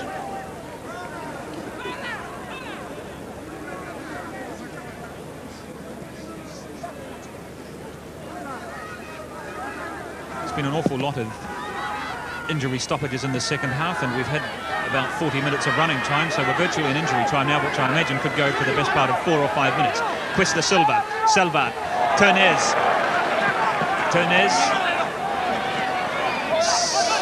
and here goes this little fellow again from the left wing. He's running right across the field and he's going backwards. Lanza, Ternez.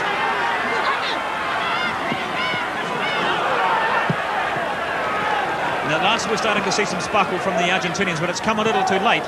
To Vuller, who's come round to support Koronduadua, and the ball has gone loose to Ternez. Where's the support for Ternez? It's there, yes. Picked up by Koronduadua, but he couldn't keep his fingers around the ball. Oh, this really is early season festival stuff now.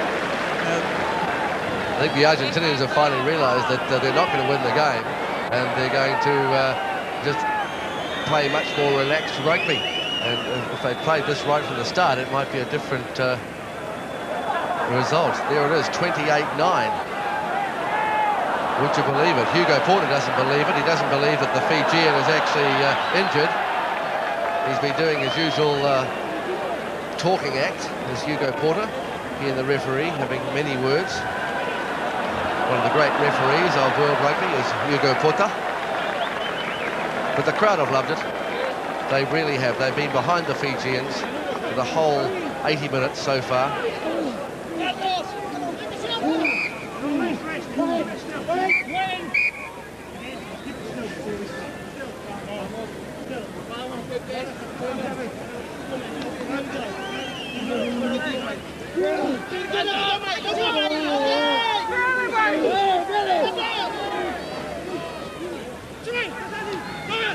Porter, Cuesta Silva running hard from the centres, and it's scooped up by Naituka, the second 5'8" for Fiji, and manages to get his foot to the ball, puts play back inside the halfway of Argentina. Salvat in trouble, Naituka's got him. Porter leaves the ball behind on halfway.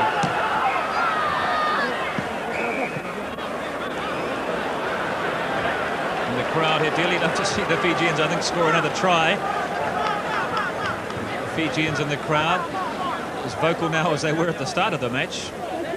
And there's some tired boys out there too, Brendan. The Fijians are really out to it.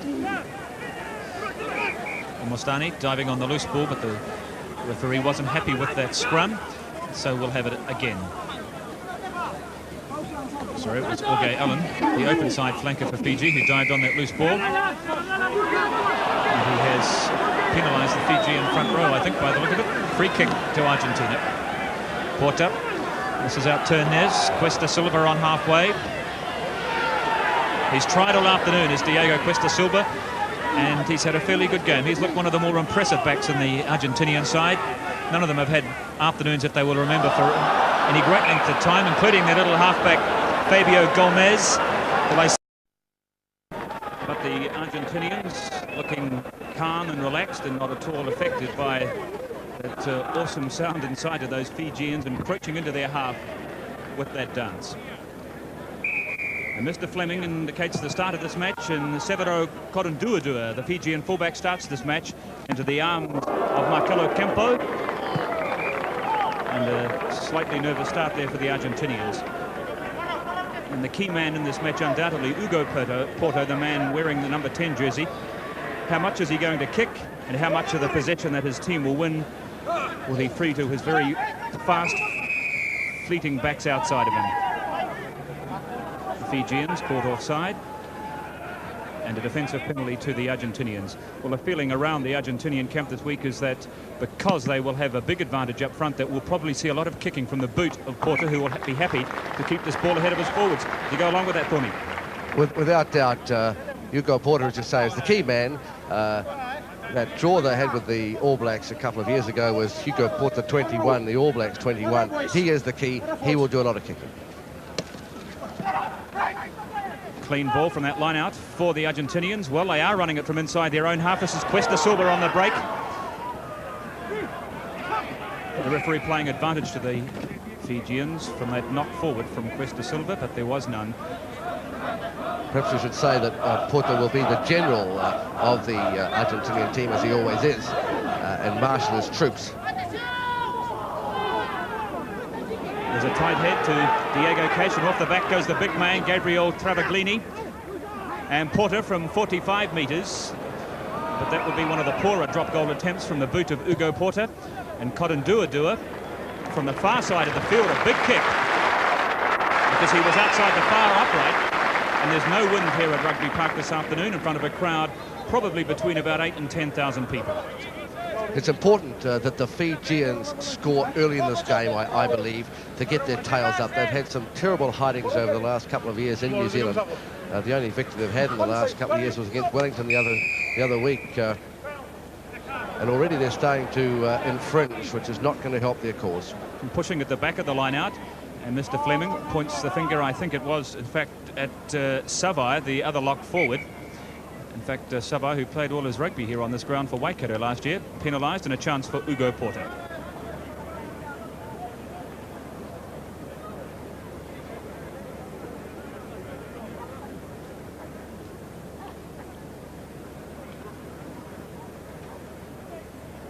Interesting to see how Porter fares with these mitre balls, which have caused a certain amount of difficulties for some of the kickers so far in this tournament.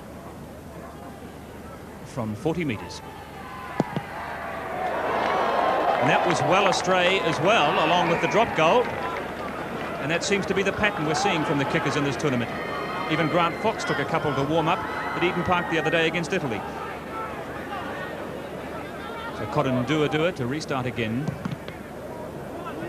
Comes off the fingertips of Jorge Allen. And Porter just inside halfway. And showing that he might be 35, but he still has some skills. Cuesta Silva up to the 22.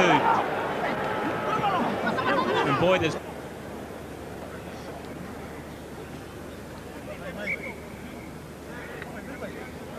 And Jorge Allen, or George Allen, as I suppose people of an English tongue might call this man.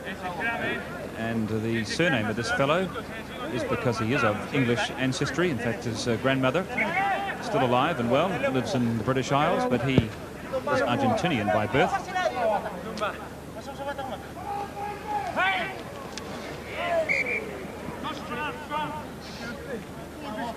The throw wasn't straightened, so the scrum to go down 15 metres in from touch on the Argentinian 10-metre line.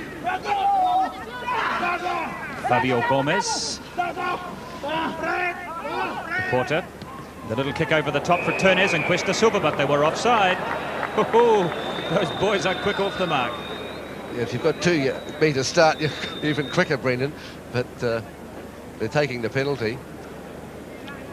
Well, I'm sure Corin Duadua will kick for goal again. This is about 10 metres closer to the posts than the one he failed with, just inside the Argentinian half. He really is a massive fellow, this guy. 24-year-old Severo Corin Duadua.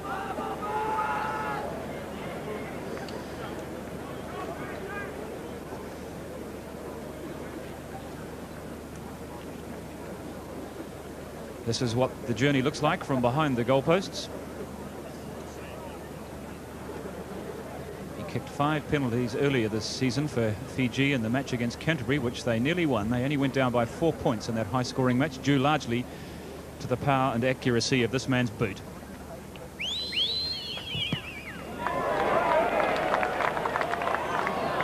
Well, it certainly had the distance, and he only took a couple of paces and just a gentle walk into the ball, and bang! It flew for 55 metres, but the direction was astray.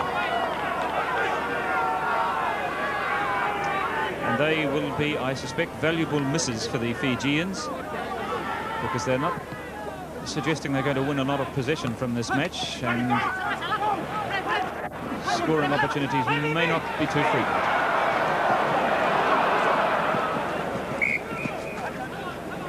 So each side has missed with 2 shots at goal, although Porter has also, of course, had a drop goal attempt. No score in the match after 15 minutes.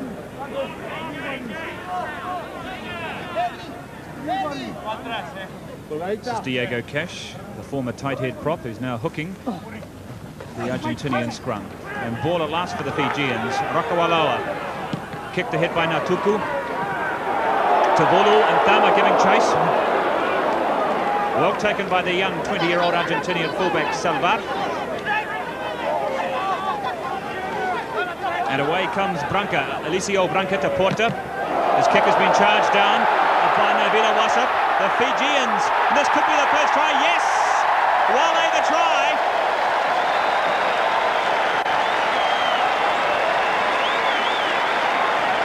So after 16 minutes of play, and rather against the run of play, an opportunist try was presented to the Fijians, and they took it. And it started really from the charge down, from the kick by Ugo Porter. Nabila Wasap. And Sabai going high, short of the line out for Fiji, and it's eventually now Moro that frees it, but it's a rather untidy ball to Corin Duadua. Again using that prodigious punt of his. But it hasn't found touch.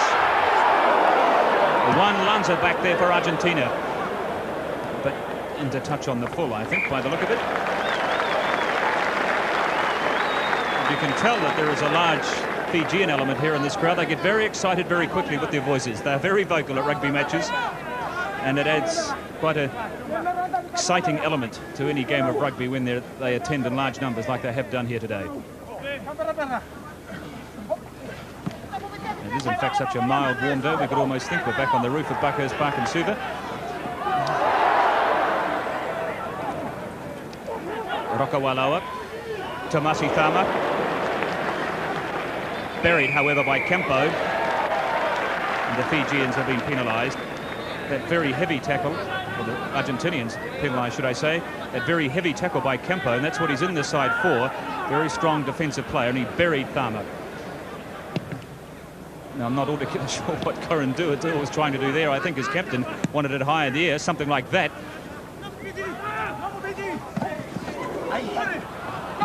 And it's been knocked forward. It's an amazing decision, actually, for Corin Duadua to kick 75 metres across the field when the other touchline was about 20.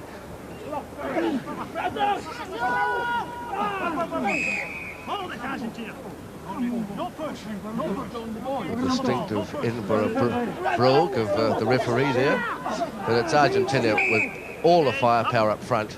Their scrum is just so much stronger than the Fijians.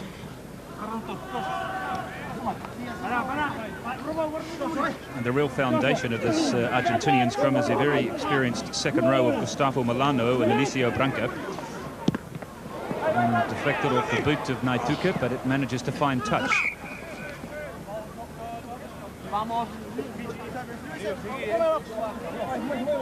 There's Jorge Ellen, who's winning a lot of ball at the back of the line out for Argentina. And just look at the strength and the power of that Argentinian scrum. That is positively awesome. I think the whole of the Fijian front row had their feet off the ground then. I think they were getting a free lift along. And the match is only 13 minutes old.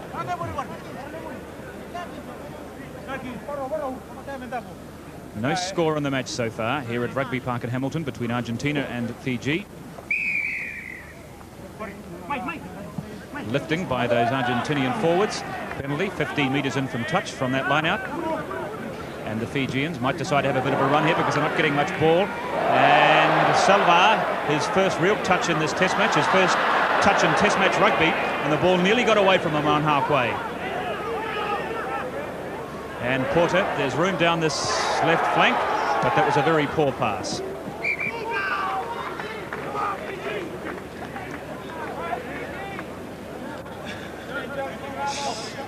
Plenty of commitment from these Argentinian players. Ternez on the 22.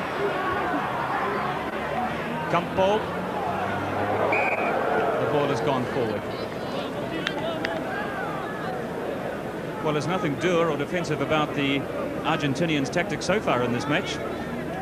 No, they want to spin the ball, but this could be the first, another drop kick perhaps from Porter. Now he's going to run the blind. Gomez, the halfback, loses the ball on the 22. Turned ahead by Naituka. Good play there by Ozo Mostani, the loose forward for Argentina, going down on the ball and stopping that movement. But again, the whistle has gone for a series of knock-ons there. The first was from one of those Fijian forwards. And so Fabio Gomez, this tiny little Argentinian halfback, will feed the scrum.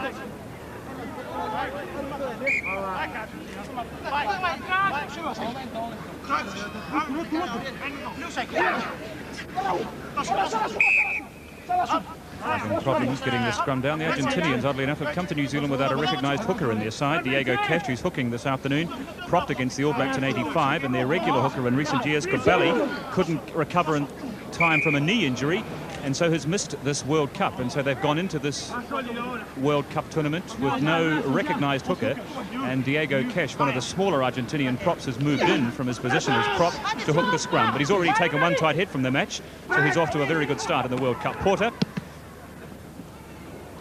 just kicking over the top. It's an awkward one for Corin Duadua, but he was in position 15 metres from his own goal line, and it's good play from the big lanky Suva policeman.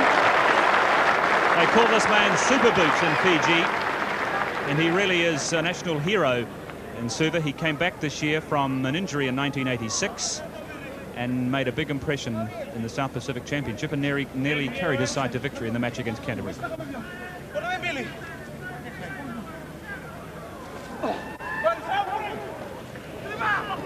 Tap from Allen at the back of the line-out. It's an untidy ball, and it's picked up by the Fijians. This is where they're most dangerous from these broken pieces, but the ball is knocked forward. I've always believed, Brendan, over the years, that the Fijians should play their natural game and throw the ball willy-nilly around. Over the years, New Zealand coaches have gone up there and tried to get them to play what could be termed All Black rugby. It doesn't seem to have worked for them. And of course, assisting at the moment with the Fijian coaching side is George Simpkin, a life member of the Waikato Rugby Union.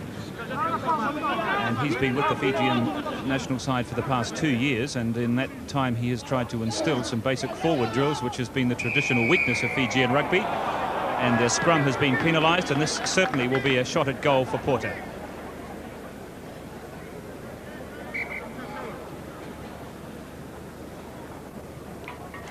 The coaches that have gone over to the Fiji Islands have always said, oh, we've got to get the basic skills right, getting the scrums and line-outs and support for the ball carrier and all that. And they seem to have forgotten that the natural exuberance of the Fijians has been forgotten. And Brendan, you've been to Fiji more times than I have over the years. Well, it is an awkward dilemma for New Zealand coaches that go there, but Simpkin believes that you can't really throw the ball around if you can't win it from set pieces. And that's what he's tried to instill with them. However, it's Porter from 45 metres. And that would just about rank as the worst kick I think Ugo Porter's ever had in international rugby. Is it the ball or is it the kickers? It's an interesting story. Well, I've said my piece for the last 2 days about the balls, and I'm not going to carry on. And that would be the worst kick in the World Cup, without doubt. And Hugo Porter will want to forget about that one very quickly. Well, I once saw Peter Thompson in the golf championship shank the ball 80 metres, so I suppose even the most best artistes at their particular sports can have off days, but that really was an awful kick from Porter. And I can't help but feel that part of the fault may lie with this unusual ball that he has encountered here.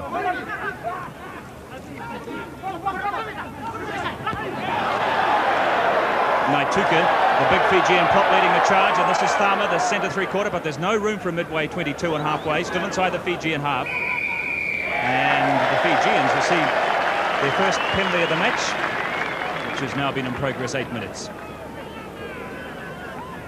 There is a commitment on behalf of the Fijians, without doubt, and here is a super kick from a super boot. They call him super boot. Now, there's a lot of people laughing around Rugby Park at the moment at the sight of this man deciding to kick for goal, but I can remember the crowd at Athletic Park did that back in 1968 when Pierre Villepreux lined up a kick of similar dimensions. And believe you me, this fellow here, he can kick him from here all right. I've seen him put them over from over 50 metres. Well, I was standing underneath the goalpost in 1968 at Athletic Park when Pierre Villepreux took this kick, and I couldn't believe it, Brendan. Well, this is a kick 9 metres inside the Fijian half. There is no wind, so it's a 59-metre kick.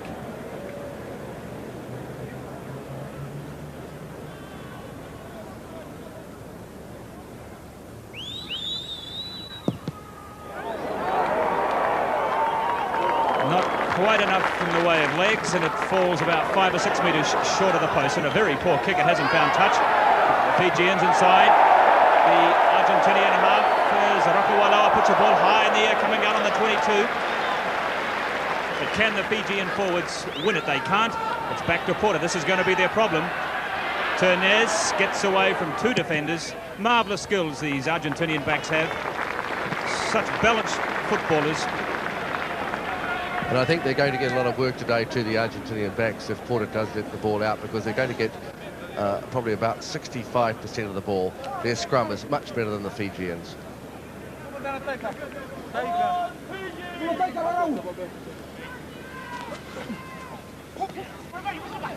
And again, it's Auge Allen at the back of the line out, winning clean ball for the Argentinians.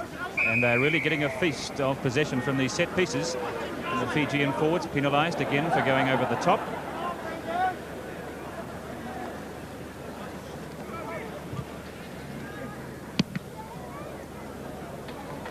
And Porter drives the Fijian backs back to another 30 metres.